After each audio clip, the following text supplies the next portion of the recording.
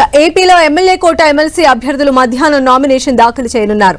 మధ్యాహ్నం 1 గంటకు టీడీపీ అభ్యర్థులు కావలి గ్రీష్మ, బీద రవిచంద్ర, బీటీ నాయుడు నామినేషన్ పత్రాలను ఎన్నికల రిటర్నింగ్ అధికారికి సమర్పించనున్నారు. అయితే ఈ ఎన్నికలకు నేటితో నామినేషన్ల గడువు ముగియనుంది. ఇప్పటికే జనసేన నుంచి నాగబాబు నామినేషన్ వేశారు. బీజేపీ అభ్యర్థిగా సోము వీర్రాజు పేరును అధిష్టానం ఖరారు చేసింది. టీడీపీ నుంచి కావలి గ్రీష్మ, బీద రవిచంద్ర, బీటీ నాయుడుకి అవకాశం కల్పిస్తూ ఉత్తర్వులు జారీ చేసింది అధిష్టానం. 3 ఎమ్మెల్సీ స్థానాలను కూడా బీసీ, ఎస్సీ వర్గాలకే కేటాయించింది. రాష్ట్రంలోని 3 ప్రాంతాల నుంచి ఒక్కొక్కరిని ఎంపిక చేసింది.